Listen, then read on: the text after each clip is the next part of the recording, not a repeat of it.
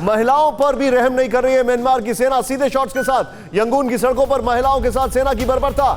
Shots के साथ महिला प्रदर्शनकारियों पर सेना ने फायरिंग की है। फायरिंग में घायल महिला को सुरक्षा कर्मियों ने घसीटा और घसीट के लेके जा रहे हैं वो।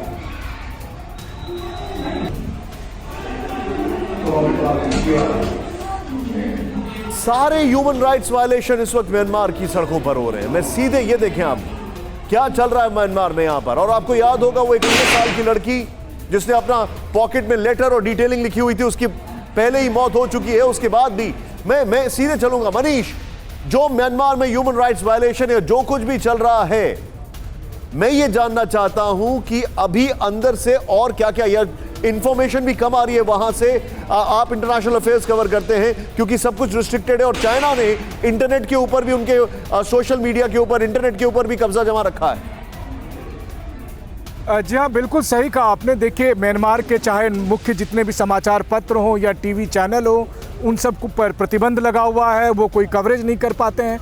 लेकिन लोग सोशल मीडिया के जरिए दुनिया तक वो तस्वीरें पहुंचा रहे हैं जिसमें वो दिखा रहे हैं कि म्यांमार आर्मी किस क्रूरतापूर्वक प्रदर्शनकारियों के ऊपर गोली चला रही है। जब प्रदर्शनकारी घर के अंदर होते हैं तब भी बाहर से गोलियां चलती है। ऐसी ऐसी तस्वीरें, भयानक तस्वीरें सामने आई है। इसके अलावा जो कई पश्चिमी देशों के दूतावास है उनके जरिए भी खबरें आ रही हैं। संयुक्त राष्ट्र की तरफ से जो मॉनिटरिंग हो रही है, ये सब मुख्य तौर पर जरिया है जहाँ से हमें खबरें आ रही है। लेकिन फिर बात वही आती है कि म्यांमार के इस लोकतंत्र का जो आंदोलन चल रहा है, इसके खिलाफ जो कार्रवाई हो रही है, तो इस पर हो क्या सकता है। तो लगातार आपके एक्सपर्ट्स भी बता ही रहे हैं कि दुनिया भर से जो प्रेशर अभी दिया जा रहा है वो नाकाफी है। और ये बात म्यांमार की सरकार, जो सत्ता में बैठे सैनिक शासक हैं, वो समझ रहे हैं।